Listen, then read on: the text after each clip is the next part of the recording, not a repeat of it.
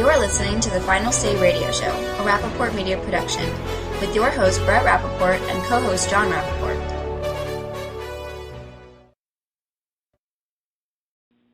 Anyway, I'm very excited to introduce our friend Travis Korson, who is the principal at Millennial Strategy Group and very involved for many years with a lot of the fine organizations and institutions in Washington, D.C. and around the country. Travis, it's a pleasure to have you back on the program. Welcome to the Final Say. Thank you. Glad to be here.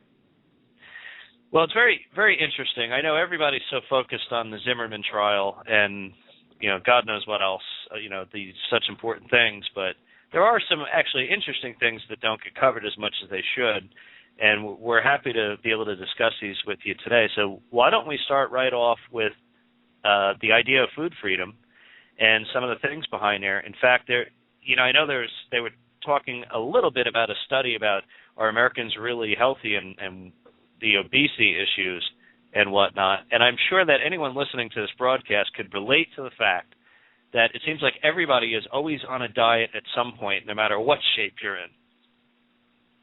Yeah, well, actually, two news items that I think are of interest. They actually did a study recently, and they said that 25% of Americans at any one given time are on a diet. So that sentiment is backed up by scientific research. That is not just conjecture.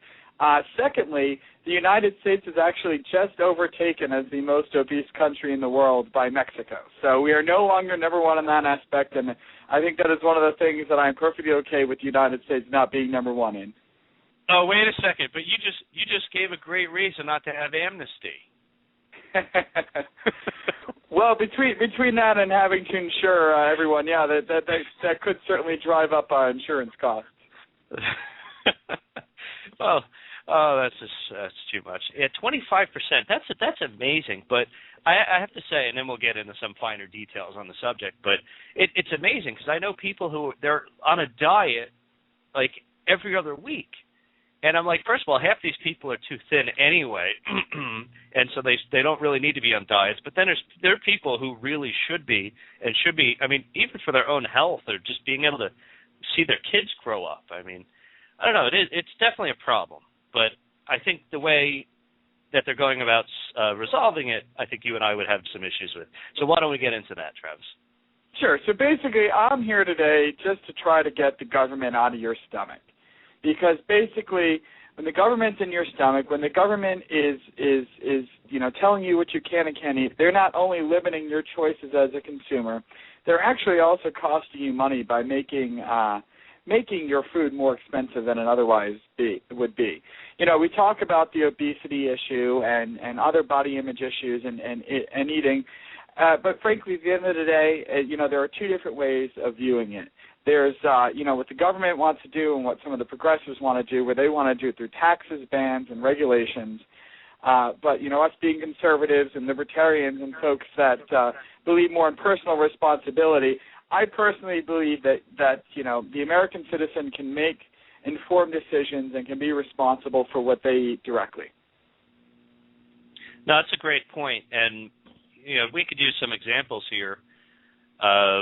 They've taxed and taxed and taxed and taxed cigarettes for forever now, and the price of a pack of cigarettes. I mean, thank God I don't smoke because who could afford to? But yes, in a way it's had some people not smoke, but there's still plenty of young people who smoke, and it's still a major industry. And I think if you even double the price tomorrow, you'd still have roughly the same people smoking. Yeah, you certainly would. And one of the things that you need to keep in mind about these so-called vice taxes is that they end up being regressive.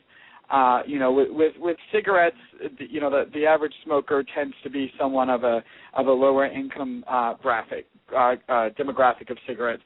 And the same is true of some of these so-called unhealthy foods that they're trying to tax, or that they're frankly trying to exclude from certain programs. The SNAP program, the Supplemental Nutritional Assistance Program, or kind of the food stamp program, I think is a perfect example of that. There are certain foods that are deemed unhealthy by the government that they're trying to ban, including things such as soda and some other foods that they may not prefer. But these tend to be some of the cheaper foods that you can get on these plans. There's actually something really interesting that was done recently. I don't know if you heard about this SNAP challenge that the Democrats were trying to undertake as part of this this farm bill fight that's going on over the nutrition programs right now, which is one of the primary reasons why we're at such a stalemate today, even as the House takes it up again today with some amendments that were brought to the floor and the bill being brought to the floor again last night. But Donnie Ferguson of Congressman Steve Stockman actually was a Republican who took the SNAP challenge, and basically the challenge is to live on $31.50 a week, which is what the current nutrition assistance provides for individuals. He not only ate well, he did it 12% below what was provided, $27.58, by shopping at the likes of dollar stores and discount grocery chains as opposed to, a Whole Foods or one of these organic type markets. Now, granted, he wasn't getting the free-range chicken eggs, and he wasn't getting the, organic, shade-grown, tack on all the other fancy qualifiers that you can put on it. But those who did, a lot of the liberal offices were the ones who ran out of their money fairly early into the challenge. Rice, beans, peanut butter and jelly sandwiches, were the type of things that he ate and ate perfectly well on them. And by banning these dietary options, sorry, go ahead. Oh, no, I'm sorry, go ahead. And by banning some of these options, it basically limits what these lower income individuals can purchase, and therefore turns around and actually works against them. Makes it to they are at a point where they can't live off of what the government is providing in nutritional assistance, because what the progressives' vision of what it should be are the types of organic, very expensive foods that they prefer to eat, as opposed to what the average American citizen eats. Yeah, and I got to tell you, because I eat a lot of vegetables and fruits, and I've cut out a fair amount of the meats because I've been trying to eat better quality meats. And when anything you buy organic or special in any way, it's like twice the price. And I was just going to say, vegetables alone are so expensive these days. I mean, you could be poor and feed your family all week long on pasta for $20. I mean, every night of the week you could serve pasta for $20. If you feed your family vegetables, you're talking $150, $200 for 7 nights a week. I mean, because vegetables are extremely expensive. But if you go organic, it's twice the price of that. So it's like poor people, even middle class people, they can't afford to eat healthy with what's going on today. Yeah, and not to say there's anything wrong with eating vegetables, eating fresh, eating healthy, even eating organic. But what is wrong is the government taking that choice away from certain people because this is what they view as the best options for you to eat. That's something that should be left up to the personal individual based off of their taste preferences and based off of their financial ability to put food on the table as well. But I think I'm sorry, I just want to say, I think a lot of the cost in why some of these foods are so expensive is because we don't really ever operate under a free market. And that I think if there was true competition in the market, that a lot of these things would go away. That's true. There are a lot of agricultural subsidies which drive up prices. There are a lot of trade restrictions which drive up prices on a lot of these commodities as well, and those are certainly things that we should look into overturning, and things that are certainly not benefiting the consumer, and are part of that portfolio of food freedom that I think we should look into and consider when negotiating things such as the current farm bill that's working its way through Congress. It's funny. I'm watching some of the comments. Actually, people are enjoying this conversation very much, and they think I'm making fun of Italians now because of my pasta comment. But they're just kidding, of course. But I think this is a we look at it, and you're correct, Travis, from the perspective of either conservative, libertarian, or somebody who believes in the Constitution, that it's not up to the government to it's bad enough they're in our wallets and they're paying attention to our phone calls and our emails and everything else, but we don't need them telling us exactly what to eat, when to eat, and how to eat it. Just like, when we see a story out of New York City where Bloomberg's trying to tell you can't buy a soda over 16 ounces or any other things that he's pursued there. We really don't want to see that. And, if there's going to be a country where you have choice, it should be this. Yeah, exactly. I totally agree with that. And again, by banning the big gulps, that makes it more expensive for the consumer. What's happening is Bloomberg's saying, oh, sure, you can turn around, you can buy as many 16-ounce sodas as you want, but if you're buying a 16-ounce bottle at $1.50 a bottle as opposed to the big gulp that you can get at the 32-ounce big gulp that you can get at the 7-Eleven for 99 cents, again, that is the nanny state trying to discourage consumption and driving up prices for consumers at the end of the day. I think a perfect example of this, and kind of what has been ground zero for the nanny state is actually our school lunchrooms. There's something called the Healthy Hunger Free Kids Act, which the Department of Agriculture signed into law recently, and which was signed into law recently, and which is under the provision of the Department of Agriculture, and basically allows them to set the nutritional standards for all foods regularly sold in schools during the lunch day. And that's not only your a la carte lunch line, that's your vending machines, that's your school stores, that's anything that comes under the purview. And there are actually incentives that they've created for schools that serve healthier lunches in order to get additional funding. It's gotten these standards are so strict and it scared schools so much that they're actually banning peanut butter and jelly sandwiches, the staple of a school lunch, because they're scared that it won't meet the nutritional standards that this act sets out. In North Carolina, at an elementary school called West Hope, there was actually a student lunch. They had a monitor come in, and there was a student lunch that was deemed not healthy enough. So they made the child go and purchase one of these school-prepared lunches in the cafeteria, which they deemed appropriate. Now, what's interesting is the original lunch was a turkey and cheese sandwich, a banana, potato chips, and apple juice. You want to know what the replacement lunch was? Chicken nuggets, a sweet potato, bread, and milk. Now, I don't know about you, but I think the original lunch sounds a heck of a lot healthier than the replacement lunch does. And this happened not only once, but on two separate occasions. The state laws, the USDA guidelines that they went off of, said that they mandated a certain amount of things in each of these lunches. So it's one meat serving, one milk serving, one grain serving, and 2 servings of fruits and vegetables. So if you want to get really technical, I guess you could say that the vegetable serving wasn't in that original lunch, but they turned around and interviewed the mother, and she said the only reason why that she didn't include a vegetable in the lunch was because that she knows her daughter doesn't like to eat them in the school lunch, so she saved them for dinner where she can monitor her daughter eating her vegetables. So it's the nanny state coming in, not only telling you what to eat, but taking away parental responsibilities and the ability of parents to raise their children as they see fit and in the best way. Yeah, those are all great points. I got to tell you, like in my house with my kids, after a while they just got sick of the school lunches anyway, and then they just say, "Hey, Dad, could you make me my lunch?" And in our house, I don't even know what white bread is. I haven't had it in so many years. I just know that it sticks to the roof of my mouth when I eat it, and it doesn't have a lot of taste for me. So I eat white, rye bread and wheat bread, and I buy, multi-grain and stuff like that. But so if I go buy 1.5 pounds of turkey or whatnot and some nice cheese, and I put some lettuce on there and a nice piece of bread, that's a nice sandwich, right? It doesn't cost. Sounds like a great sandwich. Even though cold cuts are expensive these days, when you make 5 or 6 sandwiches or 7 sandwiches, whatever it is, out of a 1.5 pounds and a loaf of bread, it's $10. Big deal. But that's the price of lunch, isn't it?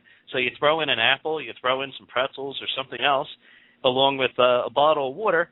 I mean, that's perfect. What do I need? First of all, why do I even need the government providing school lunch? Why can't, as a parent, you just do it? And why do I need it subsidized? Because, to me, subsidized just means that, you're paying for the people who are serving it, but it's still going to be some sort of slop. But I want to bring up a point. And on my floor, which you'll laugh because there are a lot of things on my floor, books and reports and congressional acts, but one of them happens to be that S510 bill, the Food Act. Mm-hmm. And what drove me nuts about that as I read through it was how many times they referred to profiling. In other words, they're going to set up more inspectors, and they're not going to look at every single source of food, but they're going to profile to see which ones they should be looking at. And I always found that ironic because they want to profile our food, they want to profile our emails and whatnot, but when it comes to dealing with things like terrorism or national security or police work, profiling's a bad thing. And I just really don't get it. It drives me crazy because the left always talks about their own kind of their own kind of lifestyle laws. How the conservatives are always trying to stand in the way or butt into your personal lives and everything else.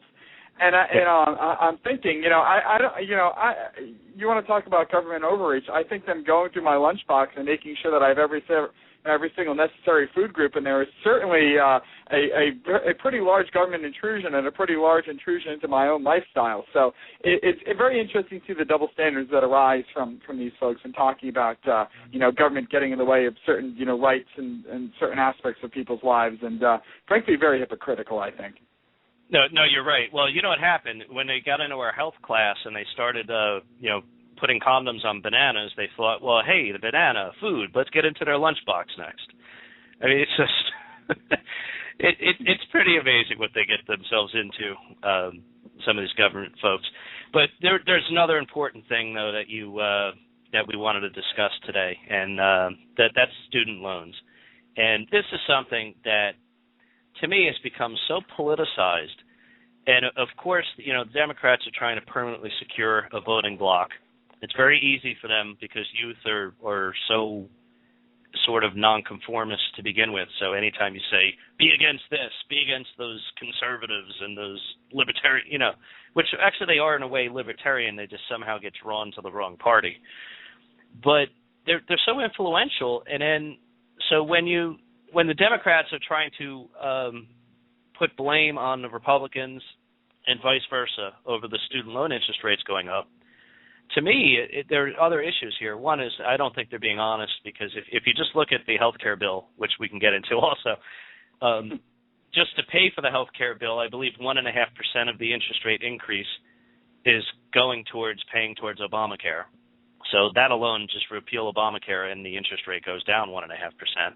But the other thing is that, education isn't free and taxpayers shouldn't have to fund it. And if somebody wants to further themselves and their opportunities, they're going to have to put a little skin in the game. So having some sort of a reasonable and fair interest rate is common sense. I mean, first of all, the banks aren't just going to give you money, and neither are we as a taxpayer. So I'm not sure what the whole argument really is. It's interesting you say that. I mean, the government, has nationalized student loans, and you mentioned how it goes to pay. Some of it goes to pay Obamacare. They actually made $50.6 billion from the student loan. That's what they're projected to make as a profit from the student loan program this year, which is a 100% increase from the $24 billion that they made last year. Of that, $8.7 billion goes to pay Obamacare. So anyone who says this is, anything else besides, basically a way for the government to garner revenue, is crazy. I personally have student loans, so I've navigated a lot of this before, and it's tough. But one of the reasons, and especially with the cost of education increasing, it's really tough. But unfortunately, one of the reasons why the cost of education has been increasing so much is because the availability of cheap and, relatively cheap, but easy access to student loans that the government has provided.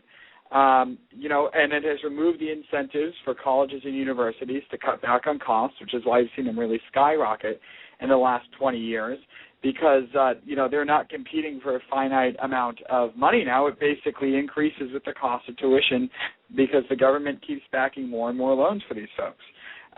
So it's really something that is a mess. The House has passed H.R. 1911, which is trying to bring market-based reforms to these student loan rates and get them back in the hands of the banks. And it's a long road to get this back on track, but I think that's at least where we need to start.